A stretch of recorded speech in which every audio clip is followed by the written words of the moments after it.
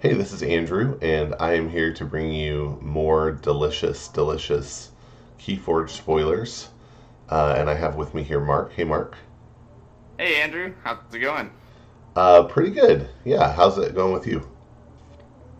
It's actually going pretty great. It's pretty exciting. I'm excited about the Denver Vault Tour kicking off today, even though I don't get to participate in it. But I'm excited to watch it and see how it pans out. And Yeah, yeah, I'm especially excited for this announcement that came out yesterday. yeah. So wait, before we get into that, give me the rundown on the Vault Tour. Do you know what format they're doing?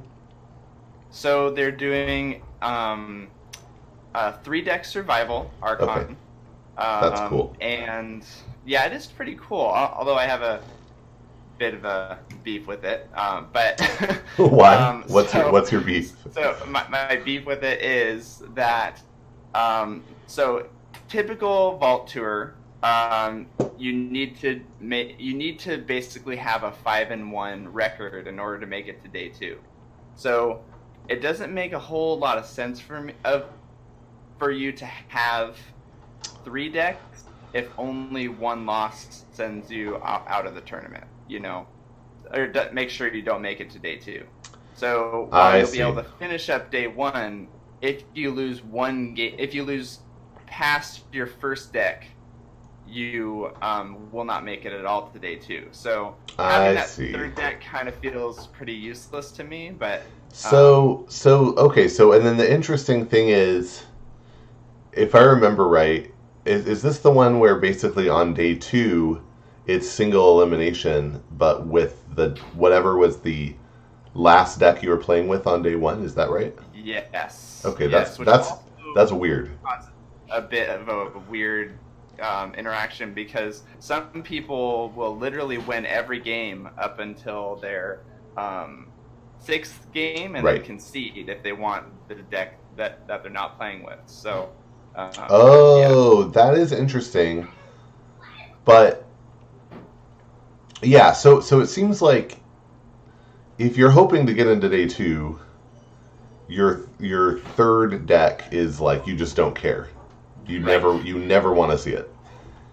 exactly. Which is okay. And then the if it's your second deck that you want to play with, that man, that is kind of weird. That's kind of weird. But that's I mean it's fine. It's fine. Yeah, I don't. I think it's a bit weird, but you just gotta. Yeah, that's okay. Riker, go outside. Go. Yeah, it seems Sorry. I'm just excited that they can kind of I think afford to try different things, do weird stuff, and they have some flexibility there because of the unique deck aspect of Keyforge. They can Definitely. play around with the tournament formats a little bit, which I think is cool. And yeah, and I guess the only issue I would see in it is like most of the time, if you're 5-0, you're probably gonna be playing against someone who is not also 5-0. Yeah, That's where I see an issue with both people are trying to concede. But most of the right. time, you're gonna be playing against someone who's 4-2, 2-3, 3-2, people with those kind of records at the end of the Hmm. day. And but Interesting. Yeah, I'm not sure. Okay. Yeah. Well, more power to them. They're they're playing around with fun stuff. We're still, well, I guess we're in the time of triumph now, but I still feel like we're in the dawn of discovery. So, uh, yeah, yeah, definitely agree with that. There's still a lot to be discovered, especially with this new set coming out. yeah, cool. Okay, so yeah, with that said, new spoilers up on the FFG website yesterday, like you mentioned, and this time for Logos and Mars. It's a science fiction doubleheader, so Hmm. that's fun. And yeah, I wanted to. Uh-huh. I love these announcements that they put out. By the way, I like eat them up. Yeah, it's great. And I was talking to some people at my local store. I asked them how they feel about spoilers, and different people have different takes. Some people just don't want to see anything until they're cracking packs and, open it and just see it for the first time. Others like me are, thrilled to see everything as much as possible before it comes out. But I feel like even even with Call of the Archons, I still run into stuff where I'm like, oh, that's right, that works that way. So I don't actually think that seeing some things here and there is going to take all the fun out of opening packs. So I'm pretty excited to get more of these. And what it comes down to is there's still less than I think 75 cards that have been foiled so far. So that's not even close to the full amount of cards that are in, that are going to be added to this set. So that's really exciting. Yeah, now actually I haven't mentioned this to you yet, but I'll send it to you afterward, and I guess I'll put a link in the description of this too. Somebody over at I think their blog is called I Rebel Destiny, so they're primarily Star Wars Destiny players, and then they do some Keyforge stuff too. But they have a Google spreadsheet where they're tracking based on the numbers printed on the cards and the fact that we know things are organized alphabetically within rarity. They're keeping track of what might get slotted in, what are the confirmed returning cards from Call of the Archons, and what are the ones that are pretty much confirmed to be out because, again, because of the number and alphabetical order thing. So that's interesting. Oh, it is. It's super interesting that they're able to figure those things out. Yeah, the order of the cards was figured out pretty early. That it goes by rarity as opposed to by type on the identity card. So, yeah, I have a friend of mine who's really into the numbers. Also, he has his own spreadsheet that he's been keeping as well. So, yeah, it's really cool to see that develop. Yep.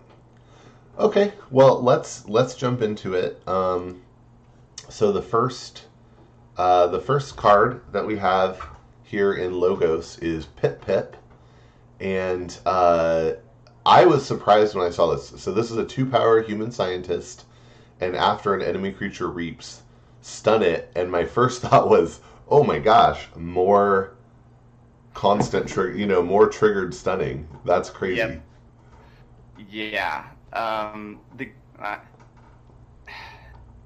I think the stun is going a bit overkill in this sense. But then again, all we've seen is just like 3 cards that involve stunning. So they've just been brought a lot of attention to. But so I don't think it's going to be like a huge deal. Obviously, it's a common. It's going to be around a lot.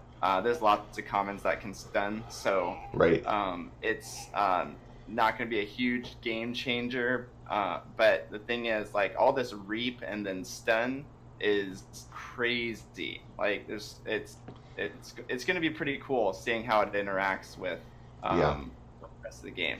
So and then like I think this is a pretty common thing, right? That there are, I feel like there's a common thing where there are these types of effects on cards, and if they're pretty good, then the creature might have elusive.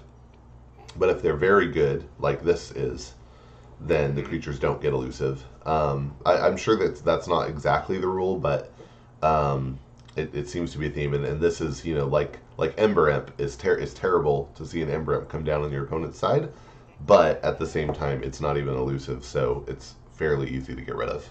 Right, exactly. Yeah, it affects the game. It's not too hard, but it's not horrible to get rid of. Yeah. So, okay.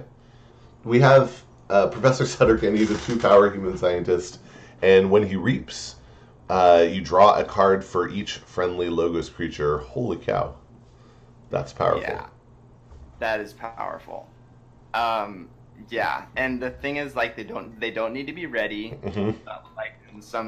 Like with some Mars cards, all you have to do, and it's not an alpha or omega ability. So Like you can play it anytime you can reap with this anytime during your turn.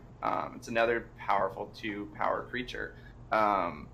One thing I'm not excited about this card though is if it's a Maverick and a non-logos deck. Yeah. Then it's gonna be trash. Now, this was kind of an interesting thought to me. This is like in the realm of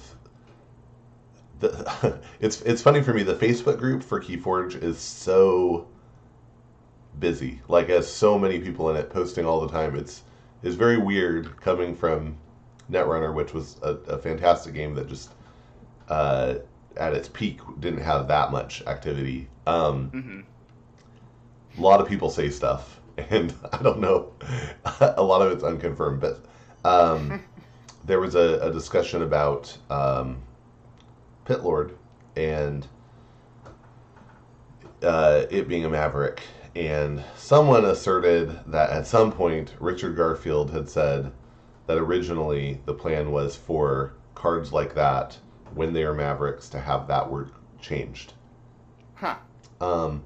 I've never heard that before. That's yeah, me either. So now that would be an interesting thing to do. And I mean, one of the great things about this game is if they decided, maybe that wasn't the plan, but in set 2 they decided, oh, that's what we want to do, they could do it. Maybe in set 5 they decide that's what they want to do, they could do it.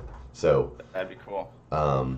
But yeah, definitely agree. If you get this in a deck, as a Maverick in a deck that doesn't have logos, you're going to be sad. But that's okay. It's still better than Maverick Pit Lord. That is an extreme edge case. Yes. What if you get it as a Legacy Maverick? I'm kidding. Yeah. Okay. Okay, then we have Helperbot, which is a 1-power robot. And when you play it, you can play 1 non-logos card this turn. So it's like a 1-power creature version of Phase Shift. That's interesting. Yeah, it is interesting. I think it's cool that this card, like the connection between the two sets. This card obviously is the robot that Doc Bookton is working on oh, really? That card. I didn't know that.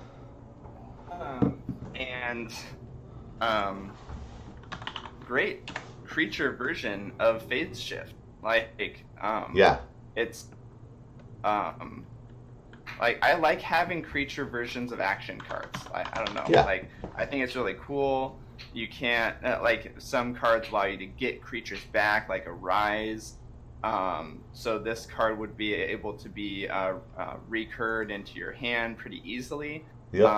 Action cards are a bit harder to get back, but it's not horrible to do that. But I'm a fan of this card. I think it'll be great, especially seeing it in multiples. Yeah, and actually, so that since you brought that up, this is the thing Doc Bookton's working on. Yeah, her flavor text is, "Don't worry, Momo, we'll have this Quantum Death Ray installed in no time." And then this one has, "See, Momo, I told you it wouldn't take long." That's fun. Yeah, I like the connection between the two. It's really cool. It is a little funny to me that it has a Quantum Death Ray, and it's 1 power, but yeah. But you never know, because the card you might play out of your hand is like Twin Bolt Emission or something. So, or not, I guess it wouldn't be Twin Bolt Emission. It could be like Cooperative Hunting or something. Unless there's a Quantum Death Ray card. Right. In Mars. Right. Oh, that'd be fun.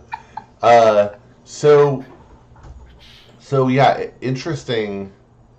Like, it's also interesting. I was thinking about this. Like, if you took the,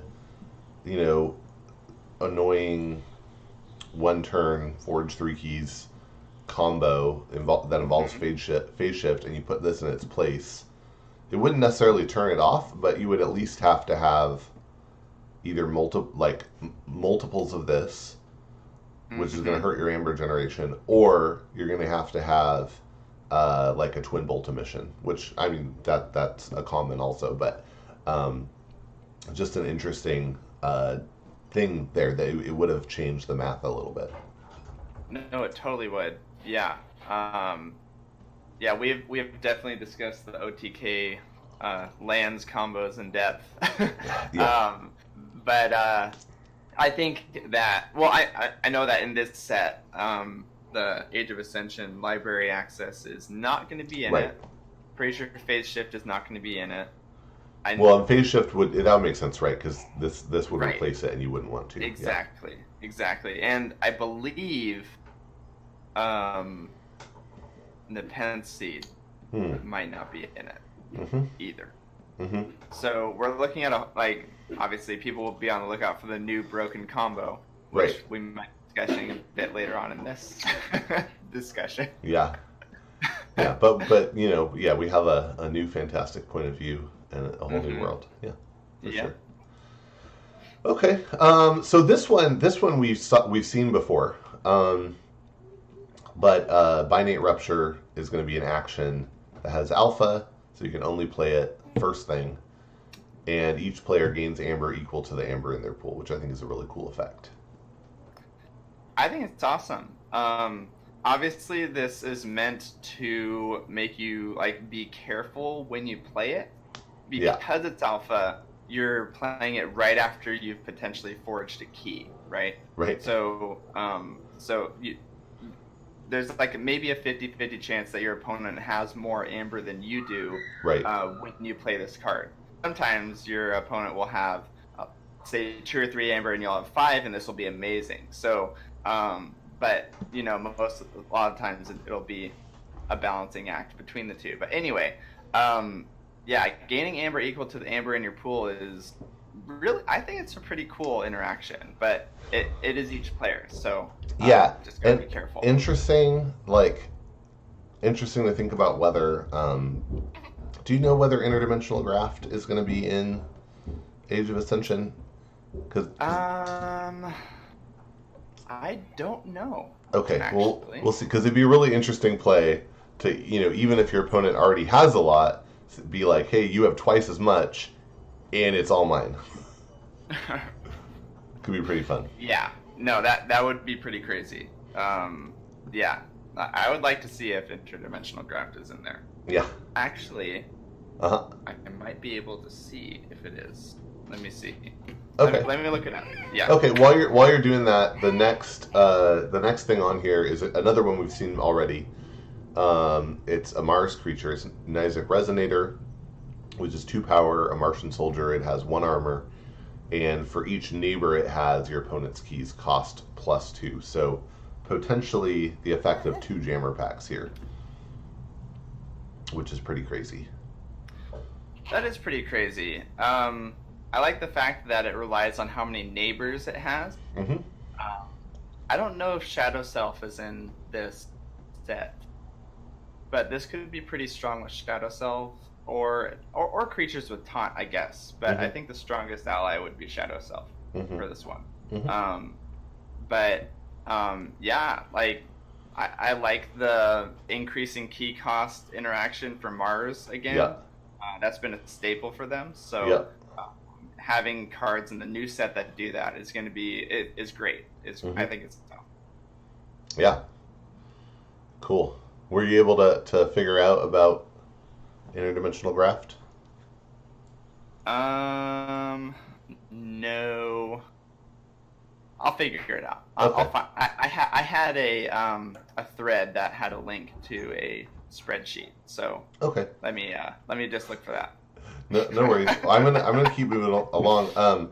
We do have Miasma confirmed to be back, so that's cool. Okay, and then this is a fun little set. So this is a set of three Logos creatures that go common, uncommon, rare, and I guess you can kind of think of this as being similar to the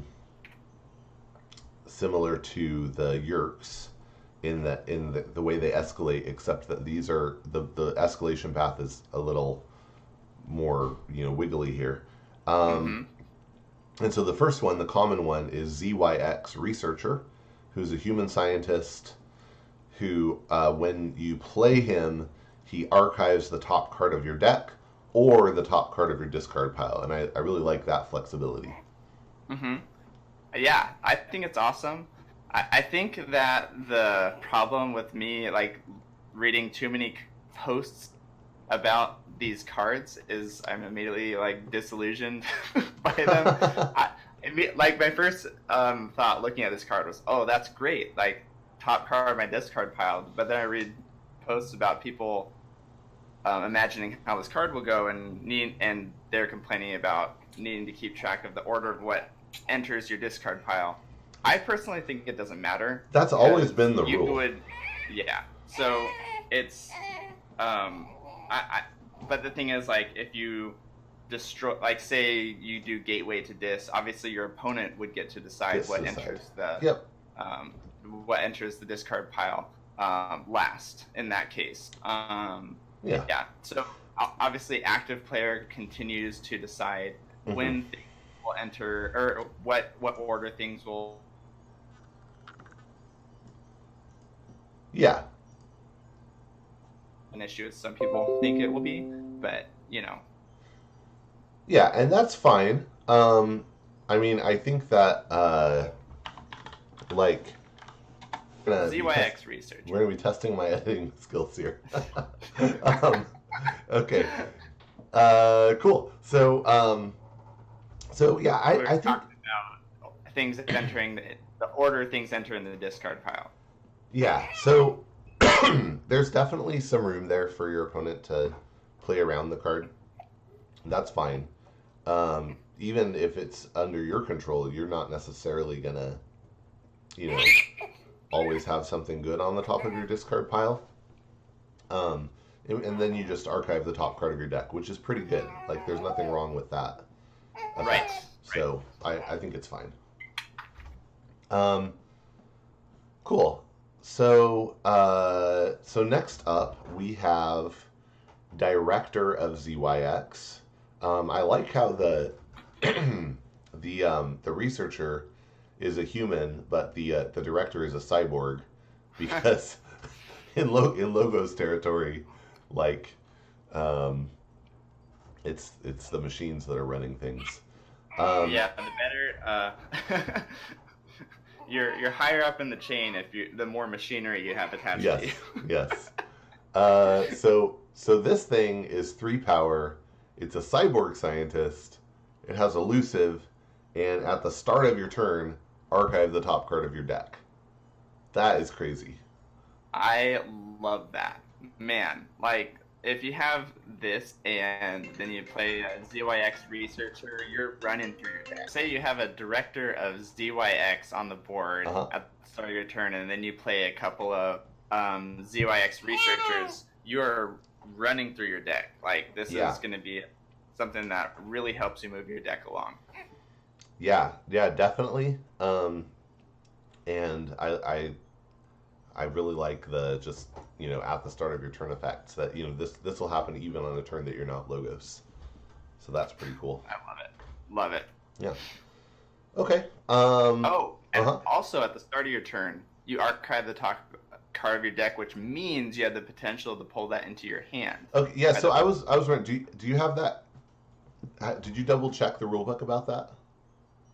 So I'm pretty sure the order is you take your archive into your hand, and then you call your house. I think that's the order. But I have to double check on that. So at the start of your turn,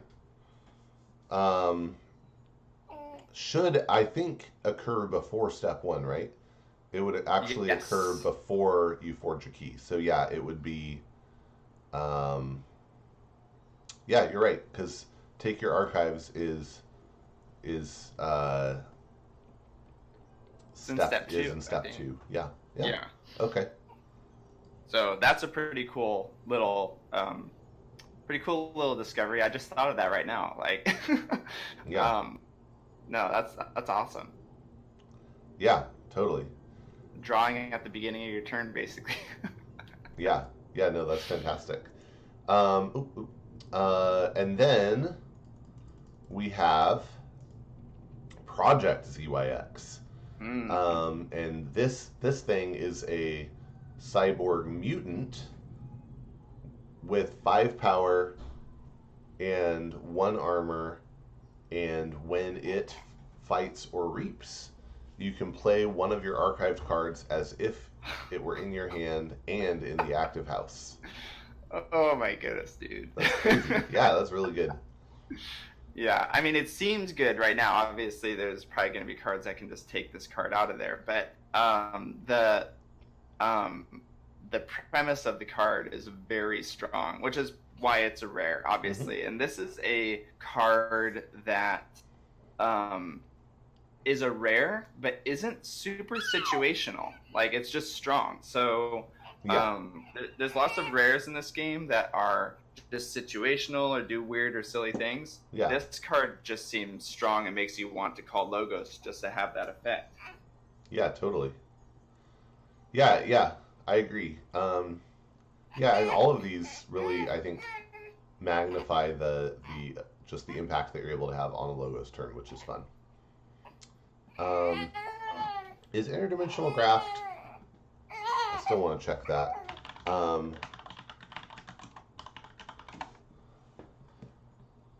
Is it? It's an uncommon.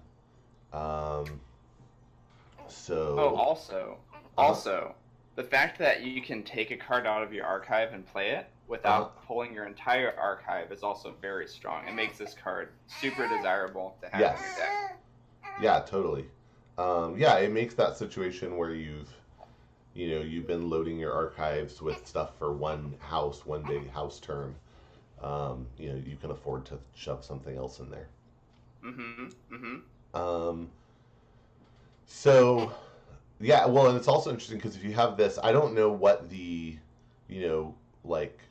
deck building rules are going to be around if you have this, are you guaranteed to have a researcher?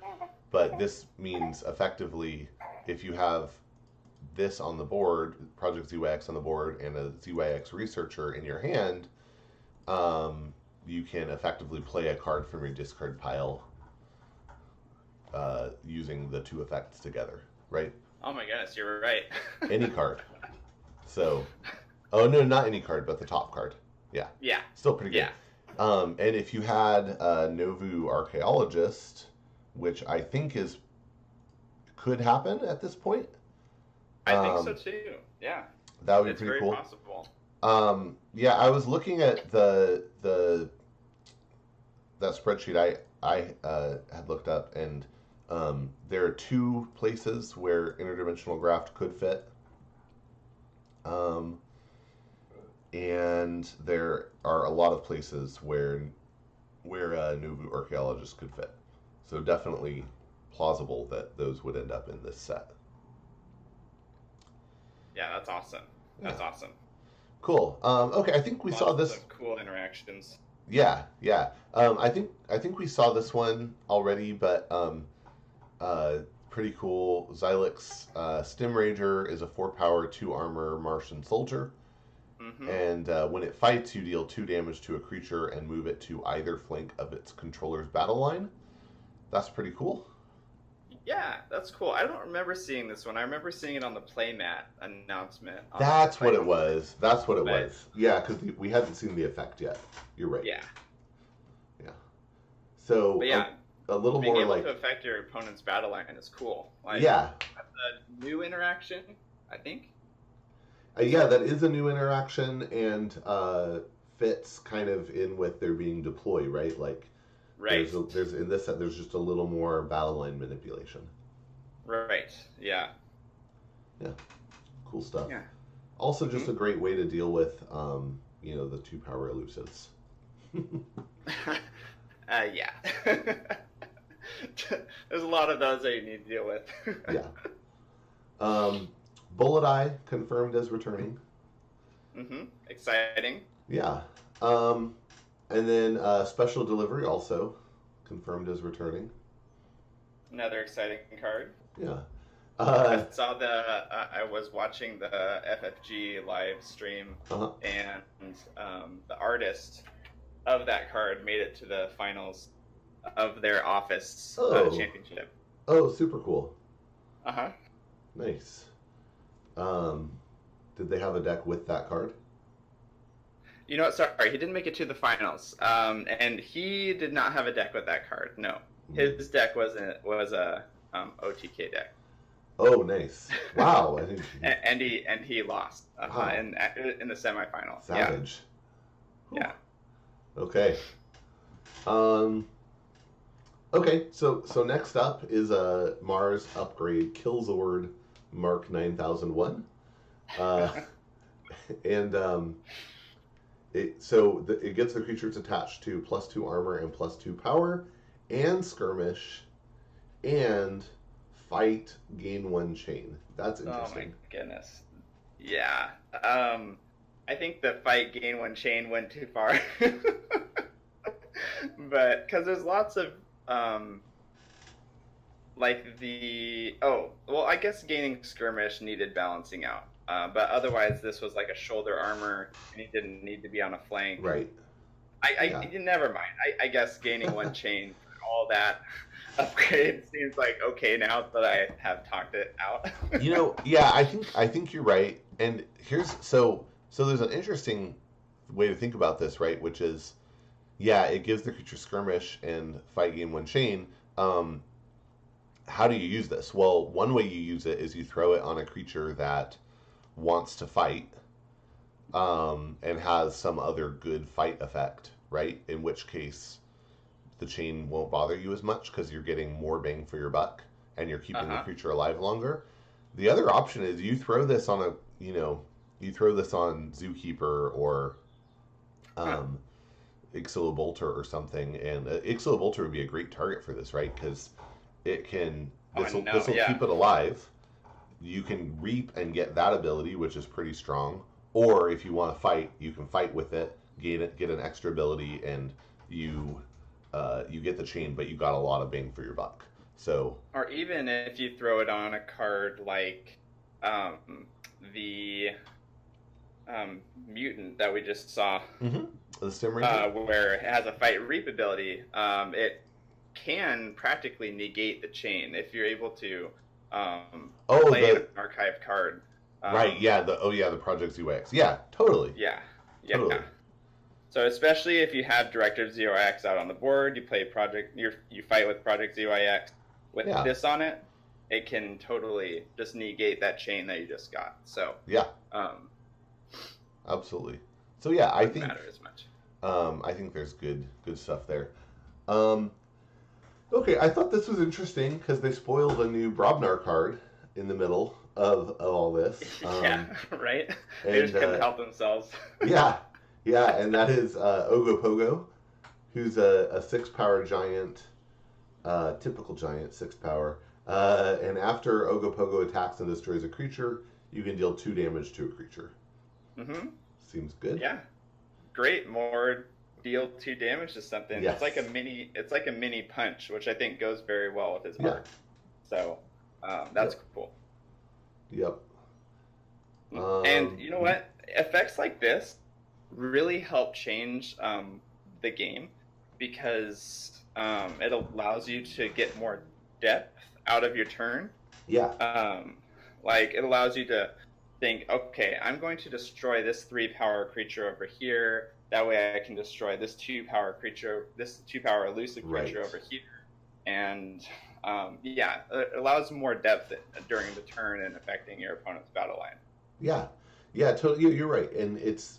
I don't think it's like overpowered by any means, but it just allows for more interesting interactions.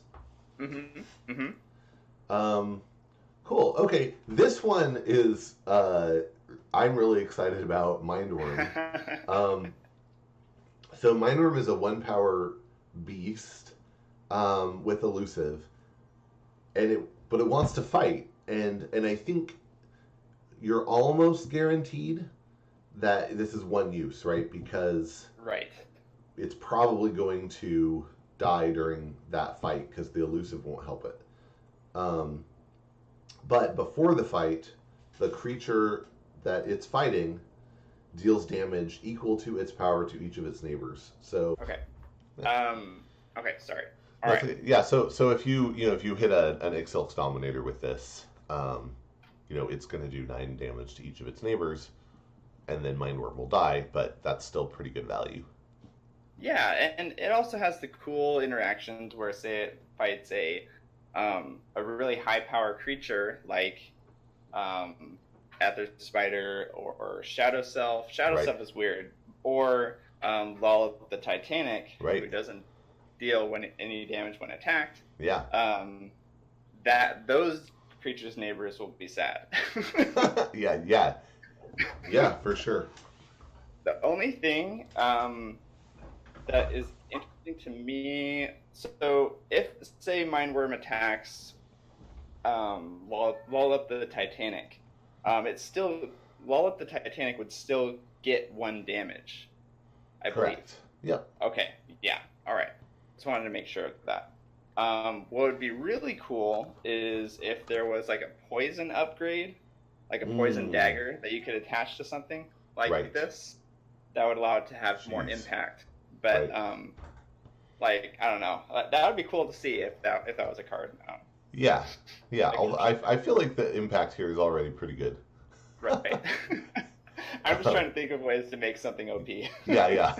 Stop. You don't need your mission poison.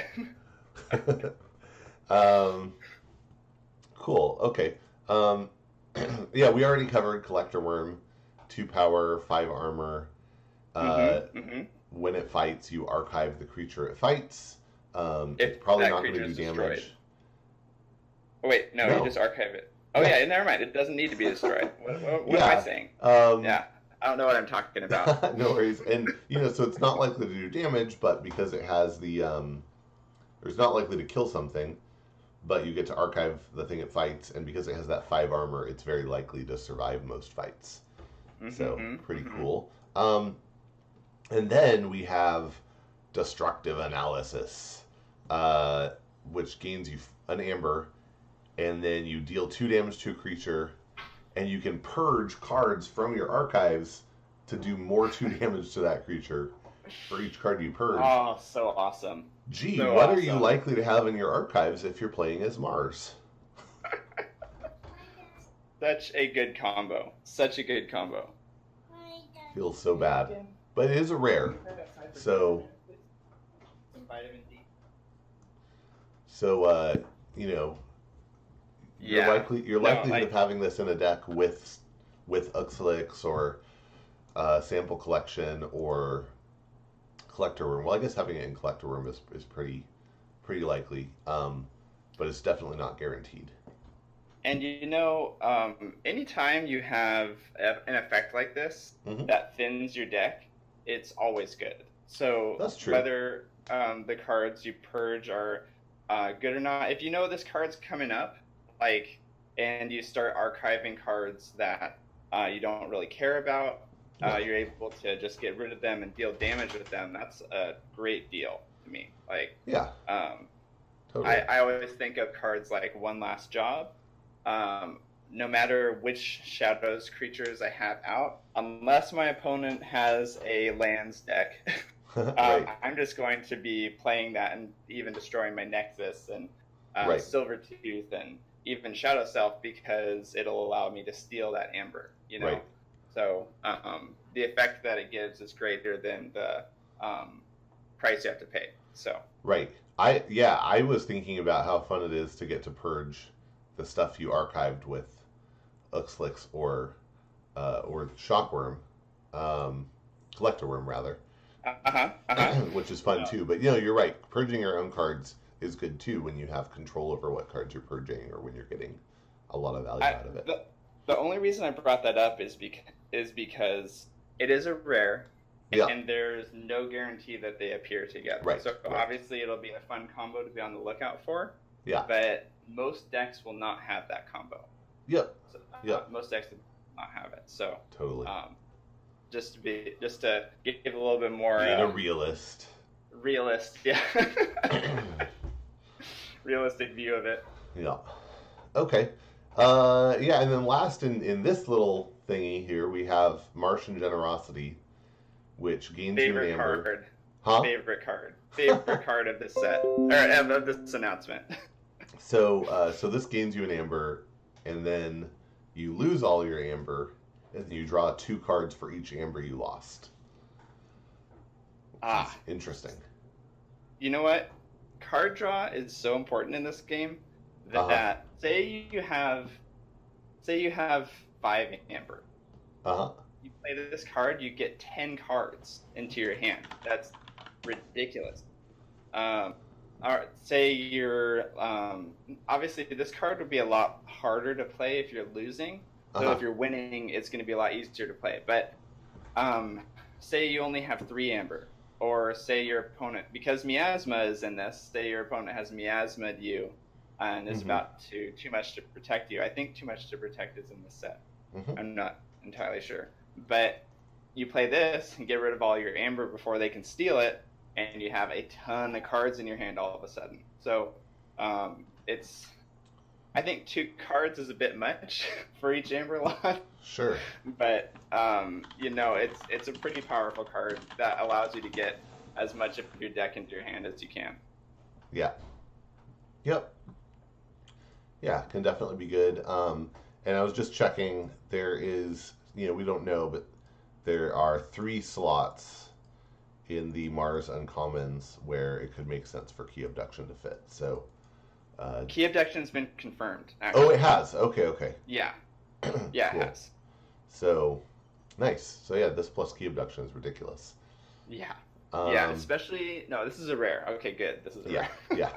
I was about to say, if this is a common, right. Lots of people are going to like Mars. Yes. Cool. Okay. So then and then you alluded to this.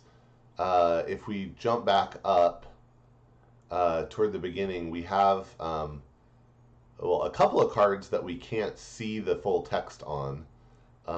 Memory Chip and Fetch Drones, which are both artifacts.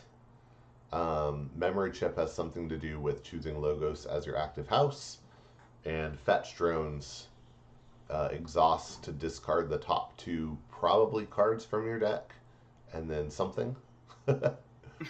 Looks like maybe you get amber for it, but hard to know. For each, it says for each something, so maybe for each card that you discarded, do something. And it looks like that looks like the little bot from Lab Work, doesn't it?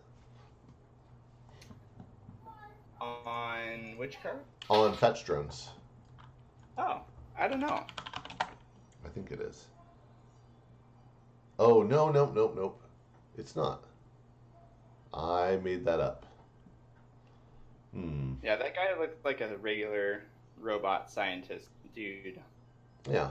Okay. What I remember. But Memory Chip, it's fun to think about what words could be missing about that one. Like these Logos as your active house. You could archive, discard, play. There's so many different abilities, and I don't know. It might be an action ability. It might be a constant. So if it's a constant ability, being able to archive the top card of your deck with Zyx Researcher, pull that archive, and then play it with Logos not being your active house. Yeah, be pretty strong. Yeah. Yeah. Oh yeah. By the way, actually, the thing on Fetch Drones is a Martian. It has that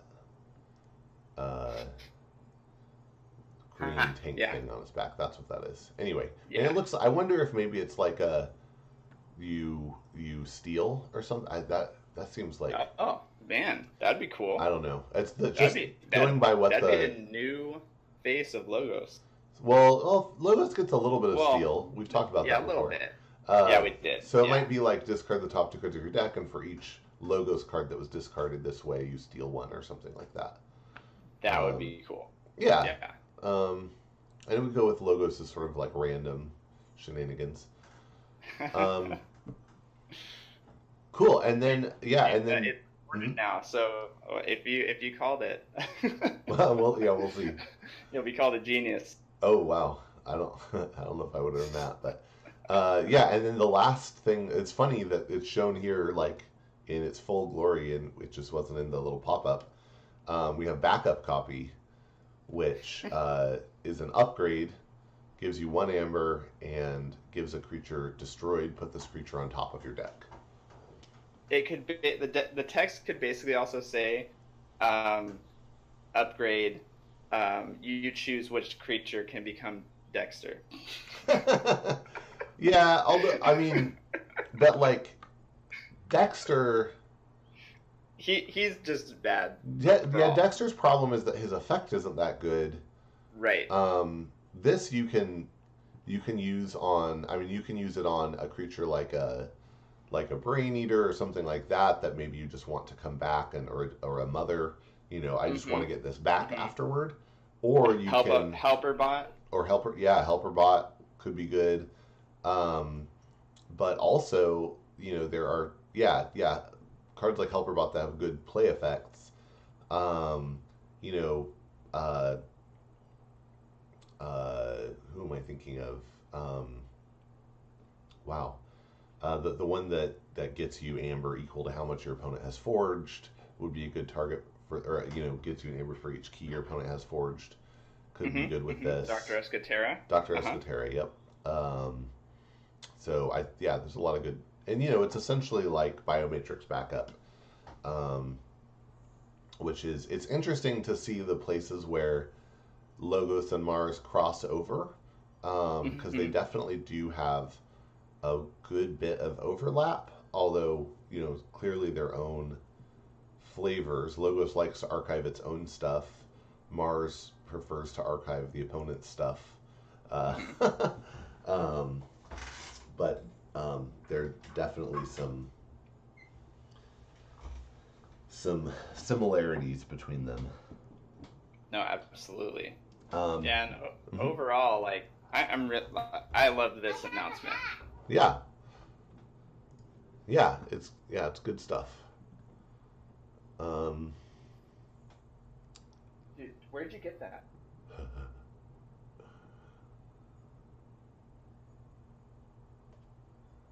It is all good stuff. So, okay, well, so I'm gonna go ahead and wrap it up here. And this is what we have for now, and we'll see if they come out with more spoilers before Age of Ascension actually comes out. Although important to note, it comes out in probably less than a month at this point. We don't have a hard date, but we have, toward the end of May is when it's expected to come in. So it's at the printer. It's on the FFG website that it's at the printer. So and that, I guess the last spoiler we got was about a week and a half ago, 2 weeks. So that means we could get 1 or 2 more spoiler posts between now and then. My guess is that they'll do another one on a house pairing, maybe Untamed and Shadows or something like that. And then they're just missing Brobnar, right? Brobnar, Shadows, and Untamed. They haven't done spoiler posts. I mean, they've done kind of general spoiler posts, but they did the initial one, and then the Dis and Sanctum, and then this one. So there's 3 houses to cover, and it wouldn't surprise me if they decided to do a post with 2 of them, and then a last post focusing on the last one with some extras or something. I would expect Untamed and Shadows to go next, just because they've spoiled a ton of Brobnar already. Just my expectation. Yeah, that would make sense. And I'm trying to think about the interesting pairings, and I think there's probably a little more direct hate between Untamed and Shadows than between either of them and Brobnar. They have a lot of interesting counterplay between the 2 of them. With in Call of the Archons, there's Untamed likes to generate a ton of amber, Shadows likes to steal it, Untamed likes to play Keyforge so Shadows can't steal it. There's Perilous Wilds that is pretty good Shadows hate. Mm-hmm.